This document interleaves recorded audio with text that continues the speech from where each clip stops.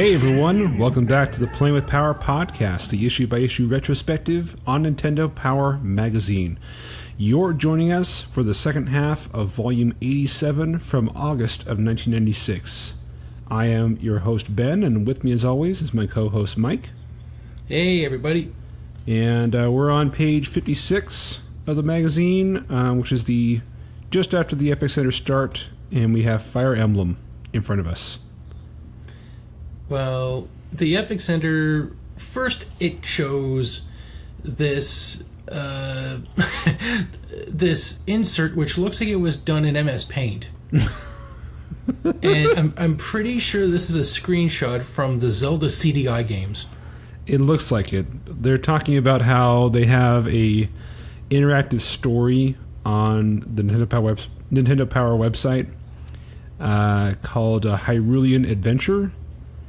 And it's an interactive story, and let's see here. So this is like a crowdsourced adventure that people participate and write to. So other people have contributed their art, it appears. So it's like Twitch plays for stories. Yeah. It's like a massive fan fiction kind of thing. Wow, it's nice to know that in 1996, when the internet was still in its infancy, we still had that subgenre. Yeah. And looking for better screenshots, we are looking at Big Shell Monster, which has a very Lufia quality to it. That's Big Shell Monster 2, sir. Ooh, well, whatever happened to Big Shell Monster 1? Oh, discerning readers will note that there must have been a Hudson's Big Shell Monster 1 at some point in the past. There was, and it was something of a minor sensation. The new game includes much that Final Fantasy fans would recognize in terms of graphics and play, but some of the innovations give Shell Monster a special feel. In particular, the battle screens present a nice view of the fight from behind your party, like I said, Lufia. And as for the game's namesake, it's a mechanical monster lobster scorpion that is the size of a small mountain. Okay, I need to look this up. Big Shell Monster and Big Shell Monster 2? Yeah, and while I look that up, you tell me about the next one, which is some amazing screenshots for Wizardry 4.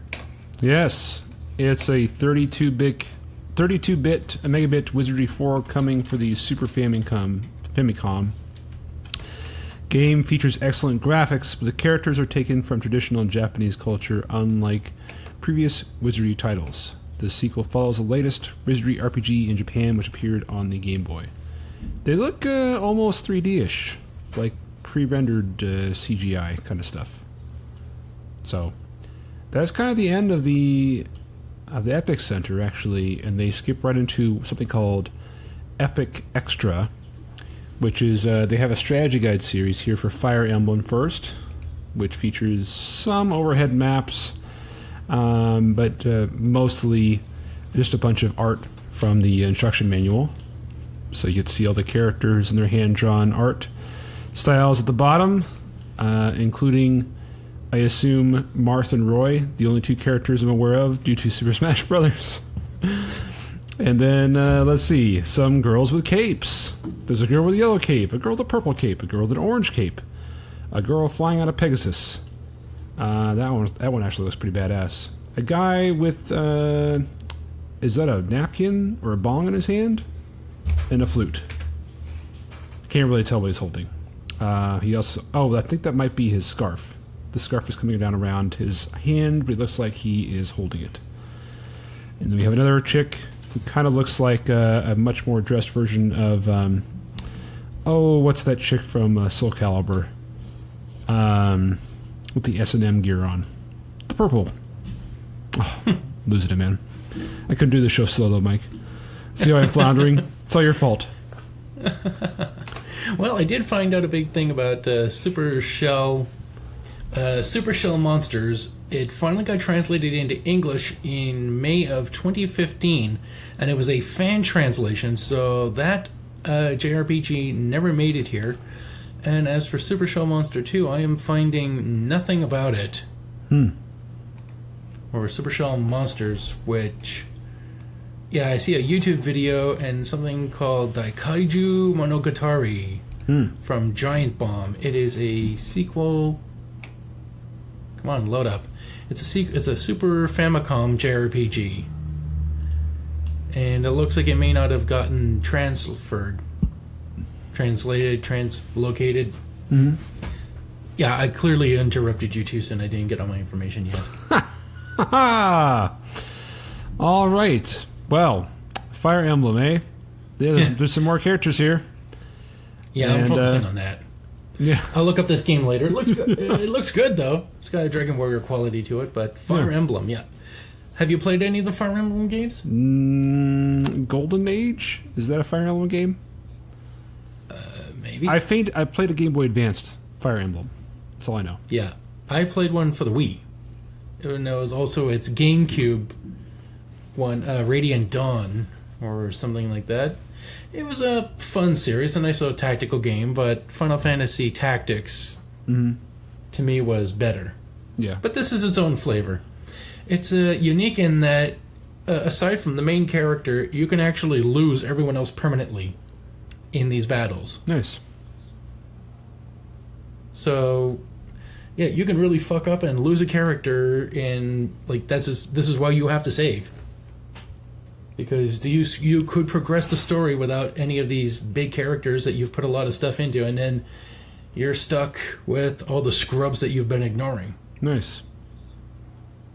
Well, lesson for you kids. Save frequently. Indeed. Just like voting. Save early, save often. And then after that, they have a clearly filler section called Classic Epics. And so they're telling you what the word classic means. And then for 3 paragraphs telling you about different early Nintendo games. And then they're going to get into them. Yeah. It's like Beast from the X-Men animated series. Remember that guy when he's always like, Webster's Dictionary defines classic as serving as a standard of excellence. And you're like, shut up. Yeah. Come on, just bring me Magneto. Right. And go away, Beast. Well, if you're so smart, why can't you cure your mutant gene? Well, I did, and it turned me into a bigger cat. Interesting. That guy was like the Neil deGrasse Tyson of his day. Yes. The Pluto hater. So they go over The Legend of Zelda for Nintendo. They talk about Adventure of Link, which is Zelda 2. Solstice, Crystallis. That's John's favorite, right? One of them, just because of the intro music. And Dragon Warrior. That was Solstice, the one with like the medieval dubstep. Yes, Dragon Warrior 2, Wizardry, Final Fantasy. Was this Mystery and Mayhem? I'm not familiar with that one. That's a topic here. It's interactive stories. Mystery and Mayhem. It's not an actual game. They're just talking about mystery type games. Now it's more like point and click type games. They have Maniac Mansion, Shadowgate, Deja Vu. They're talking about strategy games like Nobunaga's Ambition and Romance of the Three Kingdoms. All these fucking numbers. And Destiny of an Emperor and anything made by Koei in the 80s and 90s. Oh no. Move on. And finally, they're moving on to Ogre Battle. And this looks weird. Come to Ogre Battle Fight. Why does it look weird? We see a tarot card, and then another one has a bunch of stats for a camel? I don't know. Or a hellhound. Fascinating. The battle screen looks great, though. It looks like Breath of Fire with a isometric 3/4 view. Mm-hmm.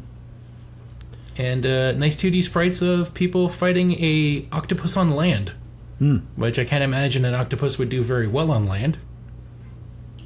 But never mind that. Let's go on to the next section very quickly. We have the Nintendo 64 launch in Japan. I'm big in Japan. Yeah, so they talk about on June 23rd, the N64 went on sale in Japan. And they're showing you pictures of the box art, which is very neon purpley.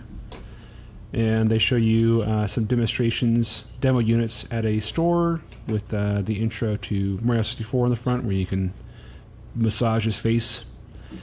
They show you an example of a print ad, which says, translated into English, "This wonderfully amazing thing changes history." And with the 3D joystick on the new N64 controller, you can control Mario at your will. And the game has changed. N64 makes a difference.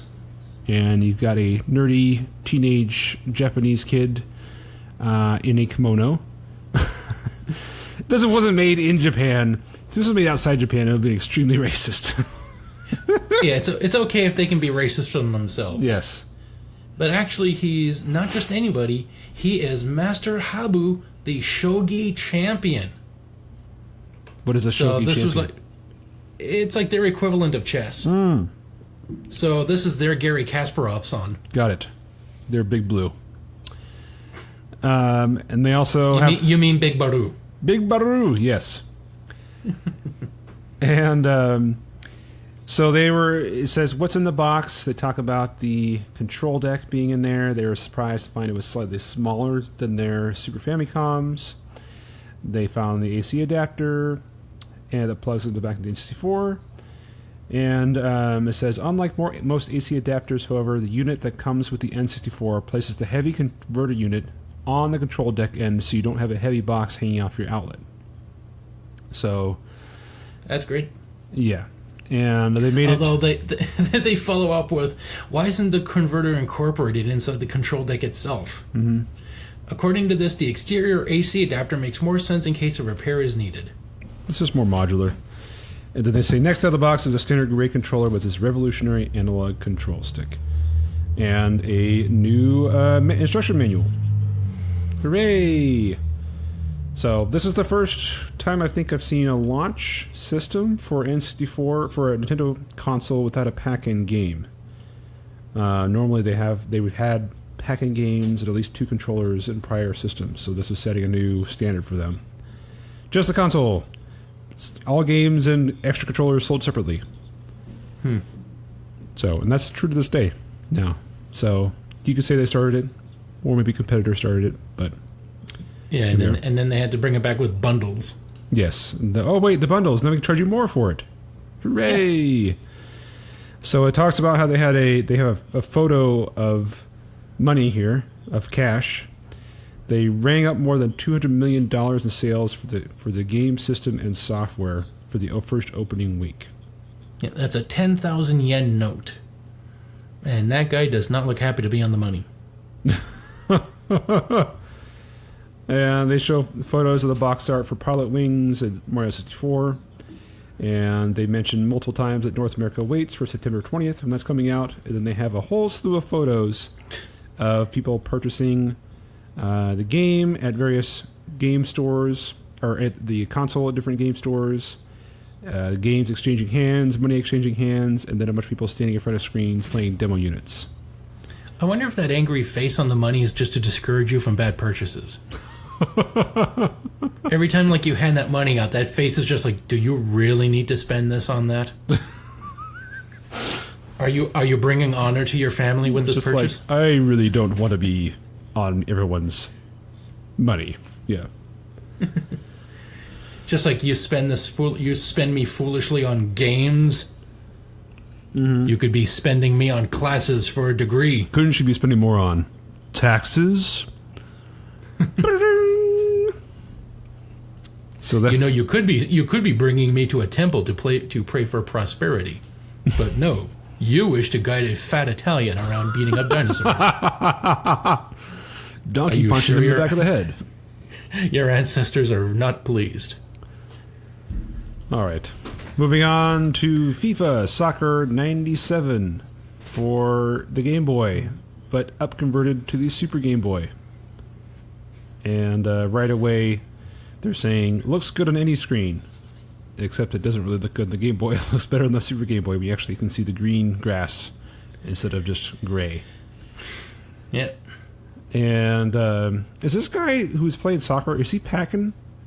They caught him in just the right angle where, the shorts are gathered around the crotch region, and you can definitely see the outline of some moose knuckle forming.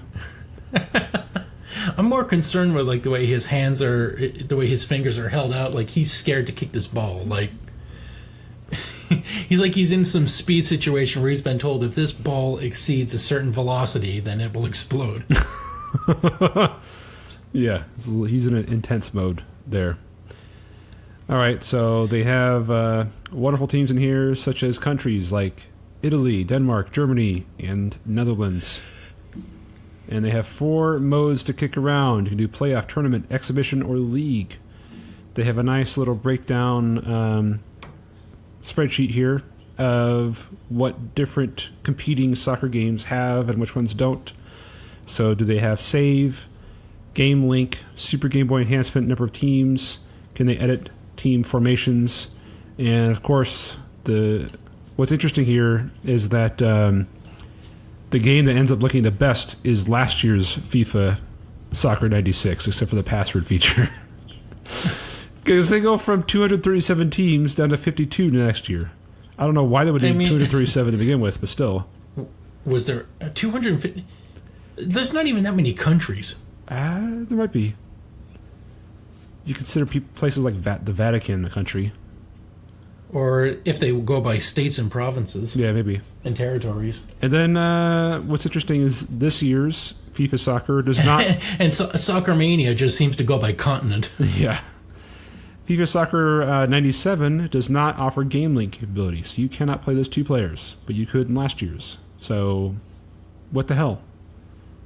But by God, you can have a password to save now. So... so you can either play with your friend and have nothing to remember it by, or you can play with yourself and never forget. Does that help in memory if you play with yourself? Or is it only if you do it only if you do it in locations where you're worried about getting caught?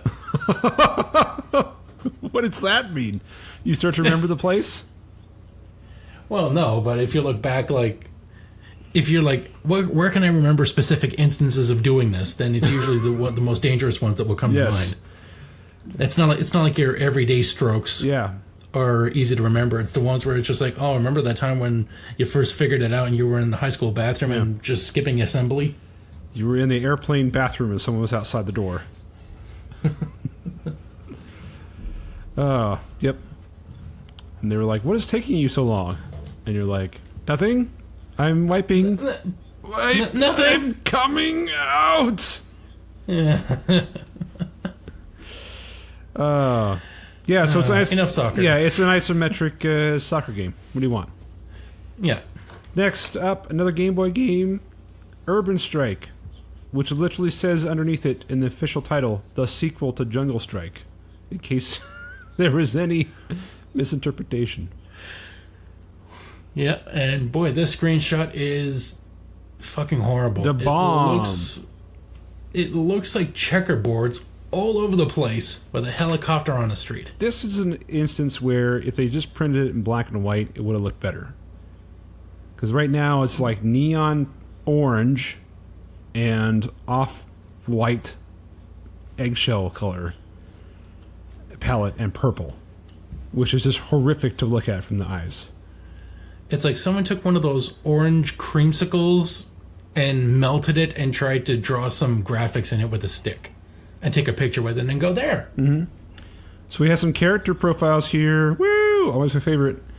We've got Eric with an H, and he's frowning. And he's from Germany. There you go. He's from Germany. We've got Melissa, who's MIA. Hey, Eric, do you think you can smile? I am. It's Eric. You do not want to see me when I am angry. I am smiling. This is my happy face. Got Melissa, who really looks like a Don Johnson character. That's pretty close. And then we got Jim, who looks like Joe Pesci on vacation. Jim looks like a guy who's been playing guitar at bars for the last 30 years. Hey, everybody. Who wants to hear another cover of Jimmy Buffett songs? I was just thinking Margaritaville. Cheeseburger in paradise. And next to him is Willie, who is Tom Selleck as fuck. Yep. And then Peter, clearly another German. Oh, wait, he's Russian. Yeah, he's got like this smug quality to him. Mm-hmm. He looks like that special kid who's always trying to kill Jimmy in South Park. Shut quiet, Mimsy. Then we have Mark. I just hate Jimmy so much. We got Mark, who looks like Steve Harvey. He's the kind of does actually. Because is that a mustache? If that's a mustache, then I will call it. But yeah, he's the token black guy here. Then we have Simon, who looks exactly like Peter, but now wearing a scarf. I was just saying this guy looks British. Underneath it says he's British. So they managed to nail a British face. They have. And then we have Atsuko, who has an eye patch. Some hot chick with an eye patch. There you go. Oh, great, because, being Asian already didn't make her a bad driver. Now we've killed her depth perception. Oh, she's got the triple threat going on. Female, Asian, and only one eye works. Asian, female, with one eye. Don't let her drive, whatever you do. Yeah, I can just imagine you're sending her out on a mission and you've got the rock. Whatever you do not let her get into a car. She just, takes the helicopter up and just starts going around in a circle. We don't seem to be getting anywhere. She keeps landing on the next roof. There you go. All right. So if you're not familiar with Jungle Strike or Urban Strike, it's a isometric helicopter adventure action game. So your purpose is usually to save people and destroy everything else. And on the Game Boy screen, good luck figuring that out. It's got some interesting pieces to it.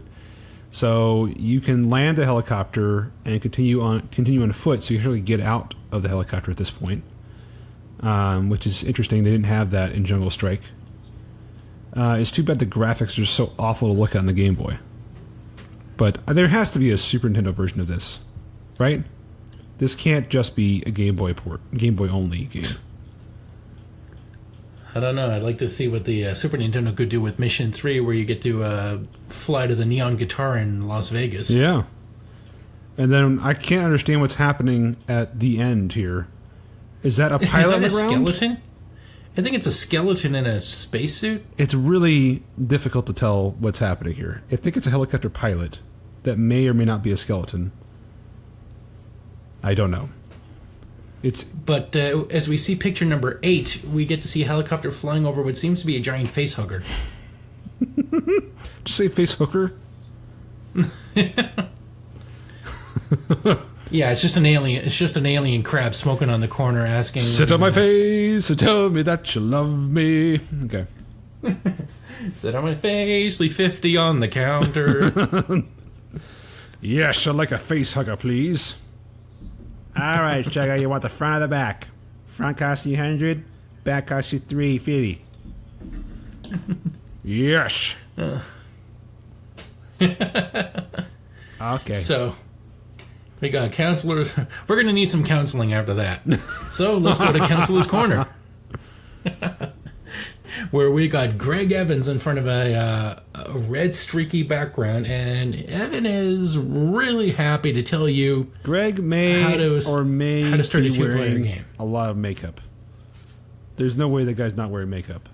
Look how rosy those cheeks are, and he's got eyeshadow, a lipstick going. I don't know what's happening here. Either he's rocking some makeup, or he just got an enthusiastic hello from his grandma, who loves him very much, and just pinched the fuck out of his cheeks. And he's like, "Grandma, I gotta get my picture taken." And she's like, "Oh, come here, you look so cute." He ran upstairs for a photo, and they snapped it as soon as he sat down. He tells you, how do I start a two-player game? Seriously? That's something people write into about Donkey Kong 2? Donkey Kong Country 2? How do I start a two-player game? Now, hold on. This may be special. This may be some convoluted process. My Let's go through this. Now, first, what kind of Luddites are reading this magazine anyways, huh? Well, hold on. This may be important. It says here, you must have an empty file before you can start a two-player game. Oh, wow. Okay, and then you have to select that vacant file and verify that both controllers are plugged into your Super NES.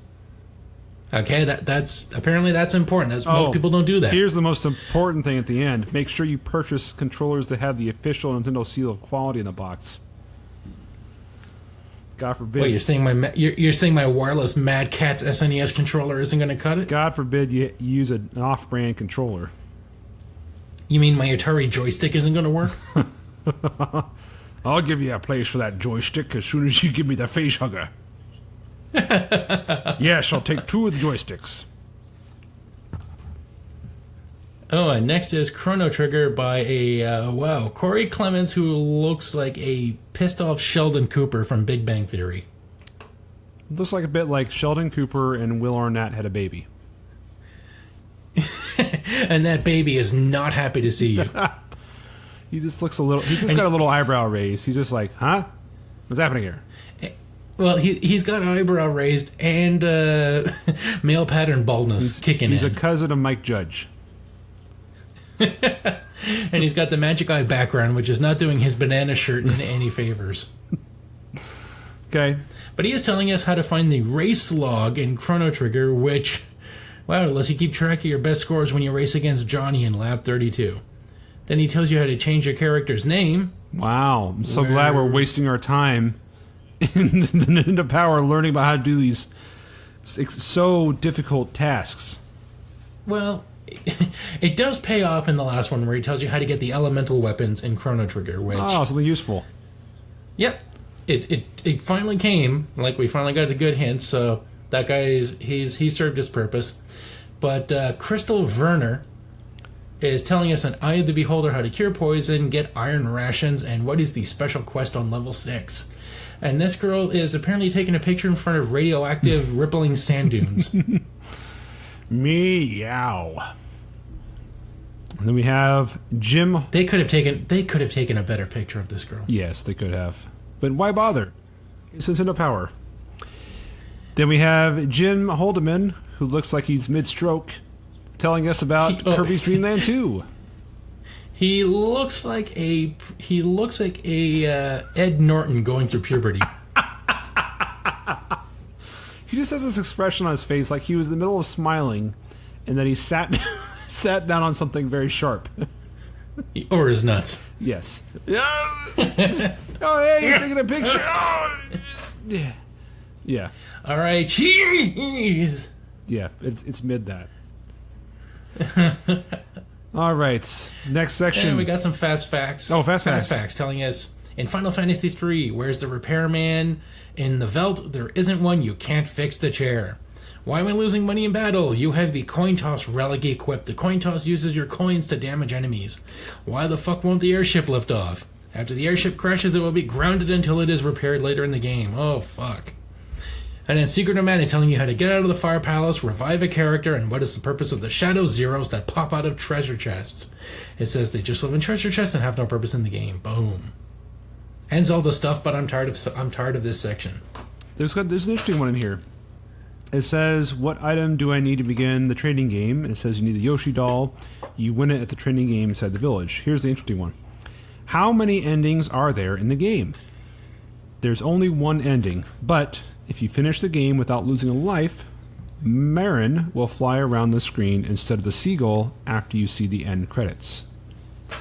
Wow, so apparently somebody will get possessed and fly around an island. That's pretty interesting. Next section is about the new Game Boy. What's that you say? Game Boy Color? Game Boy Advance? No, not so fast. We have a new Game Boy, old school Game Boy, called the Game Boy Pocket. So, it plays all the Game Boy games you know and love, and it's 30% smaller. It's a sleeker, more portable package. It is 3 inches by 4.5 inches, ladies. And it's only 1 inch thick compared to old Bricky.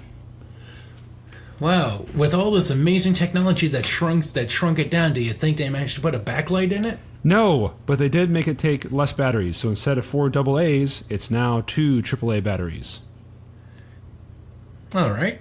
And it has a clearer screen, which is straight up black and white now, not the off-colored green. So some minor... It weighs less than half. Yeah. And then it has a shiny silver finish, which does not appear to be metal, so that will definitely come off the longer you use it. And, we got some trivia here. Are you ready for some trivia, Mike? I sure am. The Game Boy Pocket is approximately 4.5 inches by 3 inches compared to the original Game Boy's 6 by 3.5. How many Game Boy Pockets, standing up, would it take to reach the top of the Sears Tower? Is the answer A, a Google of them, B, 3,877, or C, 2,908? Well, the answer's right underneath, and it is clearly a number that doesn't look like anything else there, so I don't even have to guess. It is 3,877. And how many Game Boy games have been sold to date? Is it A, 152 million, B, 218 million, or C, a bazillion? Well, it couldn't be 152 because that's way too few. A bazillion is way too many, so let's say 218 million. Ding, ding, ding, ding, ding. That's correct. And here they have some show-offy numbers about Game Boy by the numbers. Units sold worldwide, 48 million Game Boys. In North America alone, that's 19 million. Software pieces sold worldwide is 213 million. And North America alone is 75 million. And it says Play It Loud series sold 1 million. Those are the colored ones. That wasn't a racist term. I was talking about the colors. No, don't take me down, take me away. No! It's them colored Game Boys. Them here, always they're taking our women and our jobs and our children and corrupting them with their culture. with their hippity hop. I don't like this black Game Boys. I want them back to the original one. I mean, what the heck is that port in the bottom of the Game Boy? In the original Game Boy, what's that one point? Is that like a headphone jack? Yeah, it's a headphone jack. There's 2 in the new one, though. I don't know what the second one's for. And they looked radically different. One looks like an actual headphone jack, and the other looks just like a recess in the hull. Yeah. I don't know what's happening there. They also say that they have 73% of the portable video game market. Holy monopoly, Batman. So that means the other 27% is Tiger handheld games and Game Gear. And the Atari Lynx.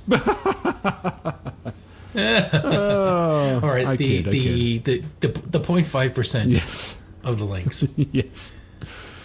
All right. Ooh, and listen to the screen resolution. It's boasting a whopping 160 by 144 resolution. Yeah, baby. And it says, how many Game Boy Pockets would it take to fill the Earth? Okay, if it was hollow. Whoa, is it A, 42? Okay, well, you are cutting out B, like hell. Is everything okay? A whole bunch of numbers. What? Hello? You just cut out and just like zipped a bunch of shit around, so I put a clap in. Are we back? Are we level again now? Can we hear each other? Poor network connection on Skype.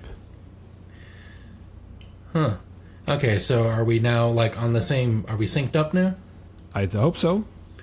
Okay, I'll just put a clap back in and you can start over. 3, 2, 1. How many Game Boy Pockets would it take to fill the Earth? Okay, if it was hollow. Is it A, 42, B, a shitload of realistic numbers, or C, 1.3 bazillion? The one by a factor of 10, because the Earth is pretty freaking big, and those Game Boys are pretty small. Yeah, it was over 2 billion, 3 billion to the power of 10, to the power of 11? Power of 11, yeah. So, let's see here. Oh, and there's a song they reference, Everybody Must Get Small. What is that from? Everybody, wasn't that a song like Everybody Must Get Stoned? Everybody must get stoned. Oh, yeah. Is that a reference they're doing? Steve Martin referenced Getting Small in his album, I Love. Everybody have fun tonight. Everybody Game Boy tonight. Woo! That would have been better. Oh, then we got It's Back. Another section on Beat the Boss.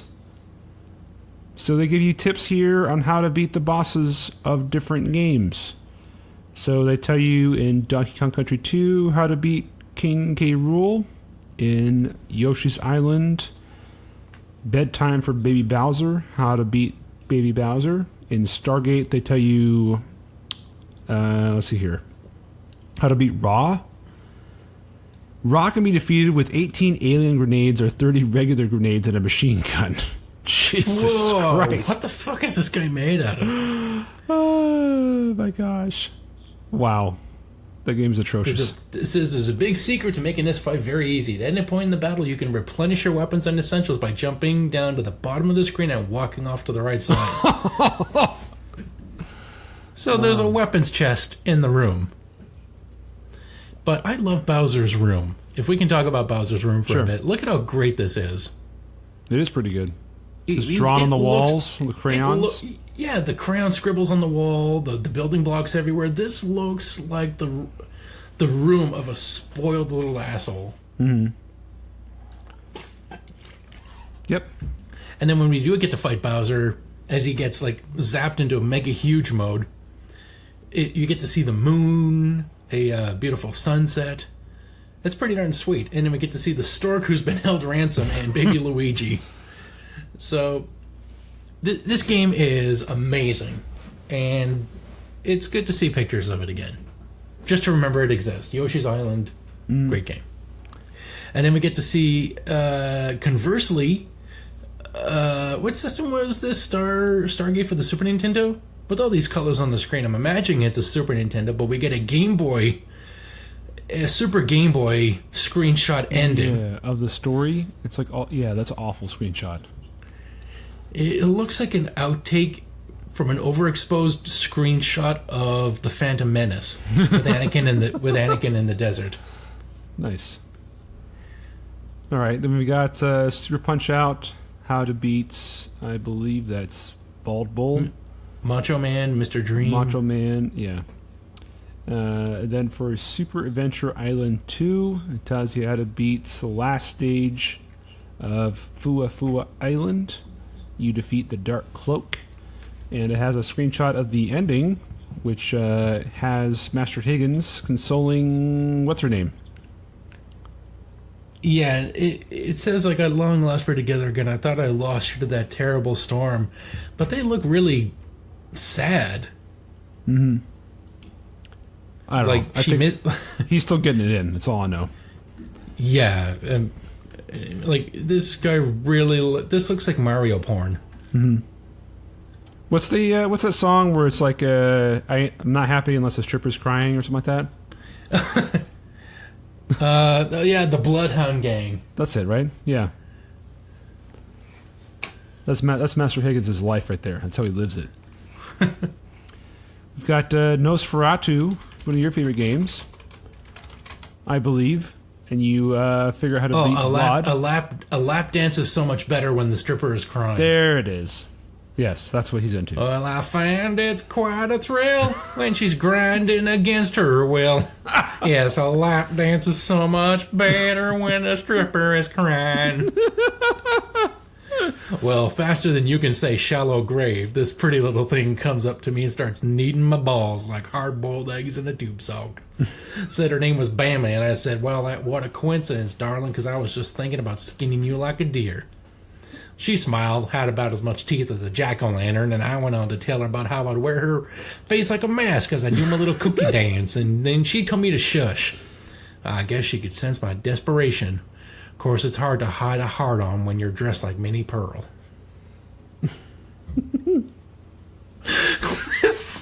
I forgot how much... I mean, the opening line to this song, I was lonelier than Kunta Kinte at a Merle Haggard concert.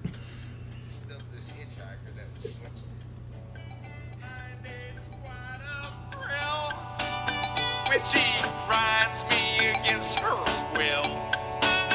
Yes, the lap dance is so much better when the stripper is crying.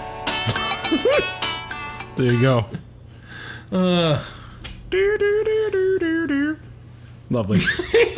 Oh my god, this verse is good. So Bambi's going on about how she can make all my fantasies come true, and I says, even this one where Jesus Christ is Jackhammer and Mickey Mouse in the doo-doo hole with a lawn dart as Garth Brooks gives birth to something resembling a cheddar cheese log with almonds on Santa Claus's tummy tum. Lovely. That's hard to picture. All right. Nosferatu, you figure out how to beat Vlad. Mortal Kombat 3, you figure out how to beat Shao Kahn. Looking at all these screenshots, I'd like to figure out how to see Vlad. Good question. And then we get the ending where this looks like a scene from Empire Strikes Back. A little bit, doesn't yeah. it? Yeah. It looks Solo and what's her name on the bridge of the Falcon. Mm-hmm. Yeah. And then we got Mortal Kombat 3 telling you how to beat Shaka Khan. Mm-hmm. Then we have Castlevania Dracula X. I keep forgetting this game existed. I need to play it. Dracula X? Yeah. It's hard, man. It's a good game, but it's hard. Another one that would be good for you to try, you can find like a PlayStation Portable port of it, is it's called Rondo of Blood, which is like the Japanese version of this game, and it's a little bit different. But it's a little bit better than this, too. It's kind of the prequel to, in some ways, to Symphony of the Night. I may have played that for Game Boy, I believe. Okay, they had a couple ports. I'm not sure which ones. But it never came out for the Super NES. They had Dracula X instead. That was kind of the US version. Okay, Arena Challenge. They have a Chrono Trigger Challenge, a Killer Instinct Challenge, a Yoshi's Island Challenge, and more Arena challenges. And now we're going to look at some interesting names here. I just spotted Humberto Pinto Jr. completed a Tunnel Rhino stage first in Mega Man X3. And that's the first one that jumped out to me. Mickey Shannon. That's pretty good. Yeah, I don't think anyone's going to beat Humberto Pinto Jr., though. I'm pretty satisfied with that. Let's move on. Now playing, oh look, we've got more games this month. We have 4 games instead of 3 from last month. Woo! Really picking up the pace here. All right, we'll start with Battlezone Super Breakout by Black Pearl. That seems to be the only company making any games this year. I keep hearing this name showing up this year. Yeah. Two blasts from the past explode on the Game Boy and Super Game Boy. One is a screenshot with a green background and fuck else. And the other one is Super Breakout, which is an excellent border of like a Star Wars type crawl of bricks and breakout balls. Mm-hmm. It looks good. Mm-hmm. And it says, nice combo of games, fun, good play control, however, simple graphics, simple sound, confusing select screen. Mr. Dope has come to the Super NES, and it says classic arcade action from ancient times comes to the Super NES. And man, do those graphics look ancient. It has not been updated at all. Oh, this is some Dig Dug shit right here. It says engaging and fun, good play mode options. And they say, however, simple graphics compared to more sophisticated current games. And who's it made by? Black Pearl. And now Oscar by Tight Ass. Movie madness strikes a weird critter from France. No, it's not Jerry Lewis. He's not in France. He's just big in France. No, it's not Jerry Lewis. It's Oscar. Hey, ladies. Hey, mademoiselle. So it says, good graphics, cute but with some challenge. And then touchy play control and hit detection are the negatives. And then last game up for this month is Tetris Attack. And it says the tradition of Tetris is reborn with Tetris Attack. Very involving, excellent 2-player action. However, it may take over your life. Oh, wow. A Nintendo product not really criticizing itself too much? Wow. And what do the judges think? The editors, 3 of them liked Battlezone / Super Breakout, and all of them liked Tetris Attack. Because they like their jobs. They do like earning money. Next up, it's Pack Watch for previews of games. And we have a game that's actually going to come out sometime called Blast Core, which I believe is called Blast Zone in Britain. Did you play this game? No, I never got to play too many N64 games. I got to play Shadows of the Empire, Mario 64. I think I was about to play Zelda, but then I got a PlayStation, and that's when my dad thought no one needs two consoles. So that one went bye-bye. Got it. Well, I had Blast Core, and we'll get into it more when we have a full preview, but just for everyone listening that hasn't heard of it, it's kind of a series of small missions where you need to destroy a bunch of buildings using a variety of vehicles in a sort of isometric overhead view. You drive everything from a dump truck to a buggy to a robot to an airplane and a helicopter and all kinds of stuff. So it has kind of wacky, funky graphics and music that go along with it. So it's kind of like, probably a series of mini games and something like Grand Theft Auto these days. Or like Crash Test Dummies? No, it's better than that. It'd be more like, there's some small like side missions on like GTA Vice City, right, where you have to take a dirt bike and ride around like the beach, on different courses and stuff like that. Or you need to go destroy different things in a certain order for some different small side quest kind of thing. Or like we did with Saints Row 2? Yeah. Where you get to drive around in a septic tank truck and spray shit against walls. Yes. To take down graffiti tags. So this is like a precursor to all those. This is like the early version of this. And this is a rare game, I believe. So yeah, interesting game that's coming up. Then we have a game called Realm, which I've never heard of. Looks to be for Super NES. Looks great. It's side-scrolling platformer with a guy with a blaster and long wavy blonde hair from Titus. And then we have Prince of Persia 2. Yeah, it's kind of like Kirby, where your enemy is like a face in a tree. But the hero kind of looks like a guy from ActRaiser. It's like a guy dressed up in cosplay as the guy from ActRaiser, but without the body. Except he realizes you don't need to have a massive body with a sword if you just have a gun. If you just have a gun, then you're fine. Yeah. If you got a gun, you don't need to work out. Yay! Freedom! Then we have Prince of Persia 2, which looks like it has excellent graphics, also from Titus, coming for the Super NES, and it looks like a straight-up ripoff now of Aladdin. I mean, literally, look at the caves. I mean, you telling me that's not a straight ripoff from Aladdin and the city streets? Okay. And then coming soon from Camco for the N64 is Top Gear Rally. I played this game too, so we'll get into that more in future issues, but it's got pretty excellent graphics for a very early N64 game. Then we have Ultimate Mortal Kombat 3 coming for the Super NES, so I assume it's just some variation of Mortal Kombat 3. Well, this variation where Sub-Zero doesn't have a mask. And there appears to be a woman vomiting on him. Like a space vomit, though. And there's two screenshots of vomit in here. Reptiles vomiting on Jade. Yeah, and Sub-Zero's getting a bukkake from Sindel. Yeah. Oh, God. Yeah. Mortal Kombat 3, the Bukkake Vomit Edition. Yeah, the way Sub-Zero is, he looks like... looks like if Freddie Mercury was doing cosplay. I will always freeze you. Then we have... oh, yes, I'm the great combatant. Ooh. Then we have a wonderfully titled game called Whiz from Titus. In which case you seem to be a bunny in a coat and a bowler hat and a big... oh my god, he looks like W.C. Fields. Yeah. If you've ever seen those videos of the old hobo guys like, meh, my little chickadee, I'm just gonna go out for a little constitutional.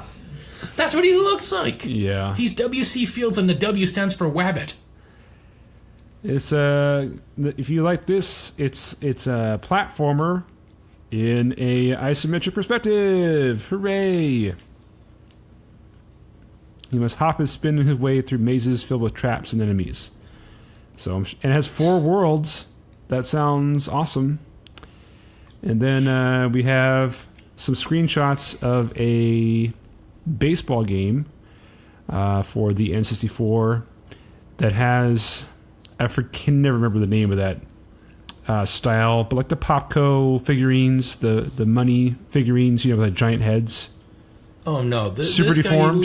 Super deformed. Yeah, this guy looks like the Annoying Orange, where you just like superimpose face parts onto a face area. Yeah, it's not good. And it's like, yeah, look at me, I'm a baseball player. Yeah. This is not aged well.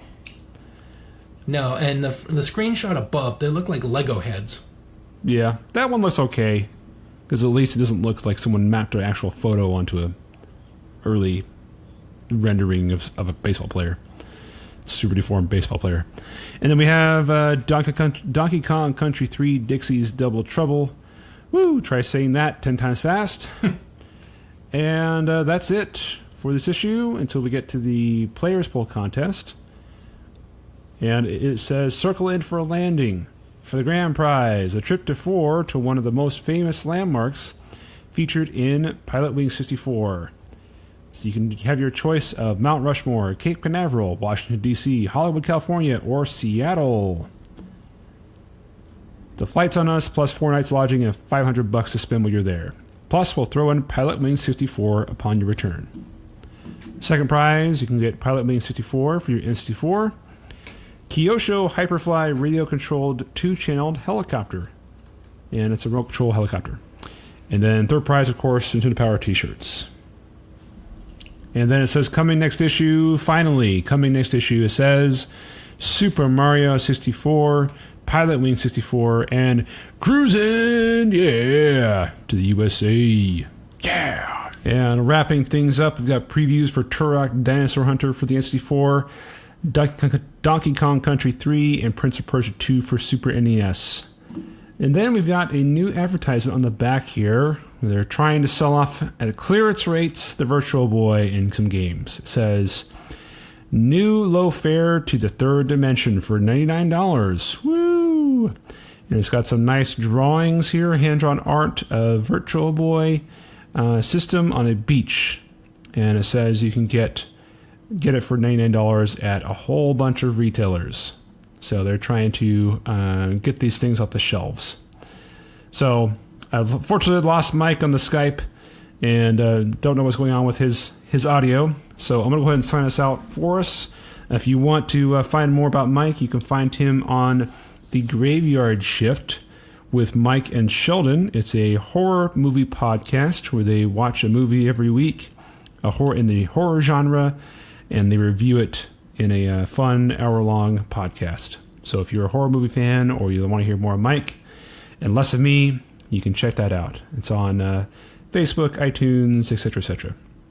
If you want to find more about me, Ben, I have my own podcast. That's right. It's called Repeat One. You can go to www.repeat.one. That's O-N-E, like the word one. And that is a it's a podcast about music, specifically music you can play on loop and the stories behind them. So it's a small little thing of my own making, so please check it out. And if you want to hear more from the boys at the Playing with Power podcast, just go to our website, www.playingwithpowerpodcast.com. We have links to our Facebook page where we interact the most, our Twitter account if you want to follow us there, if you're into Twitters. And, of course, if you want to donate to us, you can donate to us at patreon.com/playingwithpower. Oh, Mike is back and has returned. Hey, Mike's back. Yeah, my internet decided, fuck you, Mike. Awesome. Well, I was just going over the I heard you go away, and then all of a sudden everything just blinked out. My connection went red. My little network drive started blinking yellow instead of its usual healthy green, and I'm like, oh fuck no. Well, I finished the magazine for us, and I gave your plugs out already. So all we need to do is sign the show out. Woohoo! All right. Thanks for listening, everyone. I'm Ben. And I'm finally back. And now you're playing with power.